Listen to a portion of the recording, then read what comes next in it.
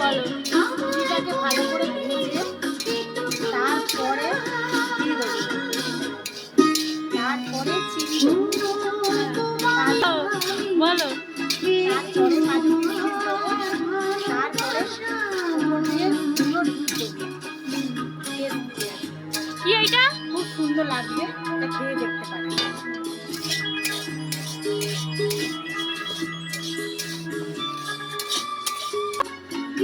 এরপরে পরিমাণ মতো ঘি দিতে হবে। এই ঘিটা দিলাম, হালকা করে আবার নাড়তে হবে। নেড়ে নেড়ে এটাকে হালকা থেকে ফ্রাই হয়ে যাচ্ছে, তারপরে জল দেবো আধা গ্লাস।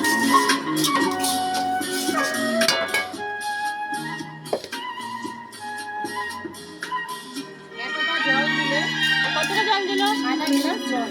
হ্যাঁ। এই জলটা দিলে এটা হয়ে গেল।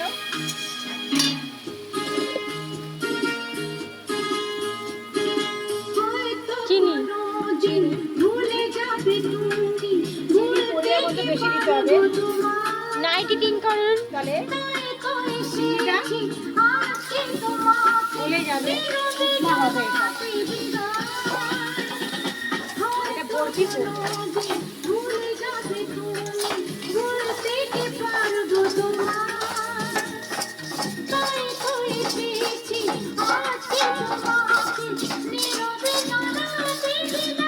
এই যে এটাকে এরকম হবে, নাড়া দেবে। মিষ্টি বরফি খেয়েছেন, ছানার ভেঙে খেয়েছেন, এটা খেয়ে দেখবে খুবই টেস্ট লাগবে, খেয়ে দেখতে পারেন। এবার কি দেবে?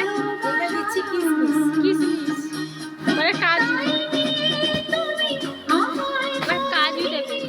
কাজু দিচ্ছি। আননি কিশমিশ দেবে, হালকা দুধ, গুঁড়ো দুধ দেবে। এই যে এরকমভাবে করলে এই যে একটা ফ্লেভার আসবে, এই ফ্লেভারটা খেতে খুব সুন্দর লাগবে।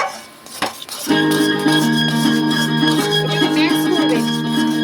এইটা হলো জি বাংলা রান্নাঘর, জি বাংলা রান্নাঘর। এটা সোনা লাগবে, সোনা রান্না। কিসে? খেয়ে দেখবেন, সোনা এটা রান্না করবে। এটা জি বাংলা রান্নাঘর, দেখুন। এই দেখছেন, এইদিকে প্রায় এটা হয়ে গেছে।